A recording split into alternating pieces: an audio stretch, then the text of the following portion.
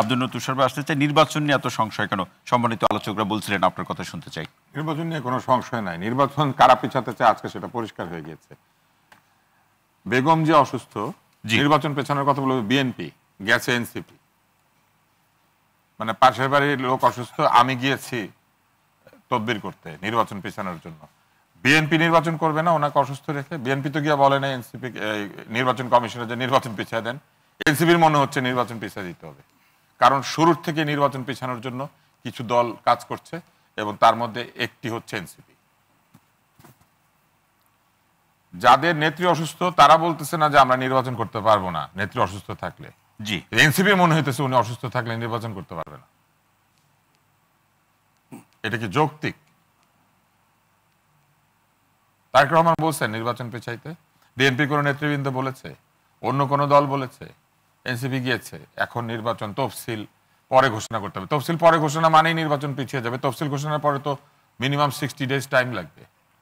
না, তারা বলছে যে তফসিলের আগে এই অসুস্থতাকে কেন্দ্র করে যে রাজনৈতিক সংকট আছে সেটা সমাধানের কথা। অসুস্থতাকে কেন্দ্র করে কোনো রাজনৈতিক সংকটের বিষয় নাই। এই জন্য এটা তাদের বক্তব্য। তারা কেন বক্তব্য দিবে? আরেক দলের চেয়ারম্যান অসুস্থ, সেই দল বলতেছে না রাজনৈতিক সংকট আছে, তারা বলছে রাজনৈতিক সংকট আছে।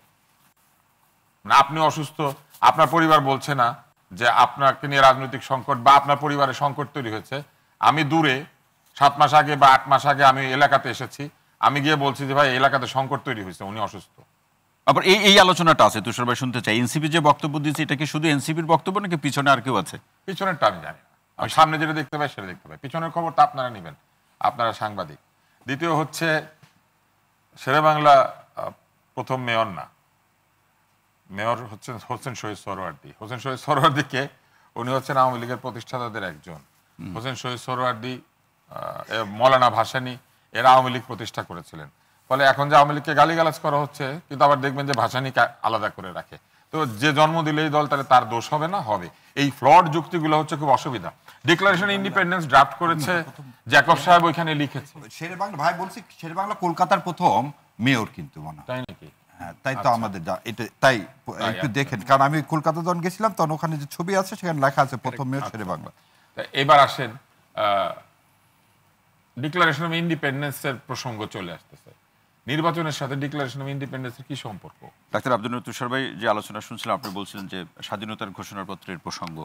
হ্যাঁ, স্বাধীনতার ঘোষণাপত্র কে লিখেছে সেটার চাইতে বেশি জরুরি হচ্ছে ঘোষণাপত্রে কি ভুল আছে আর কি ঠিক আছে সেটা। এখন এবং এই স্বাধীনতার ঘোষণাপত্রের সাথে বাংলাদেশের নির্বাচনের কি সম্পর্ক? কোনো সম্পর্ক নাই। বাংলাদেশ নির্বাচন যে হচ্ছে এটার কারণ তো স্বাধীনতা। কোন রাষ্ট্রের নির্বাচন হচ্ছে? এই রাষ্ট্র কোত্থেকে আসলো? 24 সালের জুলাই মাসে এই রাষ্ট্র তৈরি হয়েছে। তাহলে কোন রাষ্ট্র স্বাধীন হইলো? আবার দ্বিতীয় স্বাধীনতা কোত্থেকে আসলো? এটা যদি দ্বিতীয় স্বাধীনতা হয় তাহলে প্রথম স্বাধীনতা কোনটা? না, শাহরিয়ার কবির ভাই বলছিলেন যে এটা ইন্ডিয়া লিখে দিয়েছে। কেন জানি ইন্ডিয়ার লেখালেখি সবাই খুব বিশ্বাস করে, মানে মনে করে যে ইন্ডিয়া খালি লিখতে জানে। আমি ঠিক জানি না, কিন্তু এটা যদি ইন্ডিয়া লিখে দিয়ে থাকে তাহলে তো এটা প্রমাণ সাপেক্ষে বলতে হবে। জ্যাকব সাহেব লিখলে এটা ঠিক হয়ে যায় না। যে সময়টা লেখা হয়েছে সেই সময় জ্যাকব সাহেবরা এই যুদ্ধের সাথে এবং এই রাজনীতির সাথে যুক্তই ছিল না। এই ইন্ডিয়ান আর্মি এটার সঙ্গে যুক্ত হয়েছে অনেক পরে। এটার সঙ্গে মূলত রাজনৈতিক পক্ষরা যুক্ত ছিল। ফলে জ্যাকব সাহেব যদি এটা বলে থাকেন, উনি শোনা কথা বলছেন, উনি এটা দেখে বলছেন না, উনি কাউকে লিখতে দেখে নাই। সাধারণত উকিলরা যেটা করে, প্রত্যক্ষদর্শীর সাক্ষীকে সবচেয়ে বড় করে গ্রহণ করে। আর হচ্ছে এখানে 2 জন উকিল আছেন, আরও আছে কিনা জানি না। তো সাধারণত প্রত্যক্ষদর্শী হলে সেই সাক্ষী সবচেয়ে বেশি গ্রহণযোগ্য থাকে। আর শোনা কথা, মানে অমুকের কাছ থেকে শুনে আমি সাক্ষী দিতেছি, সেটা হচ্ছে সবচেয়ে দুর্বল সাক্ষী। জ্যাকব সাহেব এটা শুনে লিখেছেন, এটা উনি দেখে লেখেন নাই। এই কথা ঠিক না ভাই, এই ছবি বলতেছে আপনি এই যে কথাগুলো, এটা মিসলিডিং। জ্যাকব সাহেব কে ছিলেন আমি বলতেছি, আপনি শেষ করেন তারপর আমি বলে দিচ্ছি। আমরা বলতেছি আমাদের স্বাধীনতা, বাংলাদেশের স্বাধীনতা, আমরা প্রকৃত স্বাধীনতা 36শে জুলাই পেয়েছি। এই স্বাধীনতা যে ইন্ডিয়ার ড্রাফটেড স্বাধীনতা, এই সংবিধান ইন্ডিয়ার ড্রাফটেড, এই আমাদের কি ডিক্লারেশন? আপনি একটা কথা কেন বলছেন না? ব্যারিস্টার আমিরুল ইসলাম জানাতে মিথ্যা কথা বললো, তাহলে জ্যাকব সাহেবের এই বই আওয়ামী লীগ অন করলো, শেখ হাসিনা অন করলো, আজ পর্যন্ত কোনদিন এই বইকে কেউ লেখলো না, আপনিও লেখেননি, কেউই লেখেনি, যে এই কথাগুলো মিথ্যা, এবং কেউ বললো না। আমরা সবসময় বলতেছি কেন এবারে নির্বাচন আলাদা, 70 মিথ্যা কেন? গত 53 বছর যে মিথ্যা গিলানো হলো, মুক্তিযুদ্ধের নামে যে প্রতারণা করা হলো, ইন্ডিয়ার যে কলোনি করার চেষ্টা করা হলো আমাদের দেশকে, একটা করদ্রাষ্ট্র করা হলো, সেই বিষয়ে হচ্ছে আমাদের কথা। এবারের ইলেকশন সে করদ্রাষ্ট্র থেকে মুক্তির ইলেকশন। এবারের ইলেকশন সত্য ও মিথ্যা, মুক্তিযুদ্ধ নিয়ে যে অসম্মান করা হয়েছে, মুক্তিযুদ্ধ নিয়ে ইন্ডিয়া যে প্রতারণা করেছে, মুক্তিযুদ্ধ নিয়ে আওয়ামী লীগ, শেখ সাহেব হাসিনা যে প্রতারণা করছে, সেটা এটা।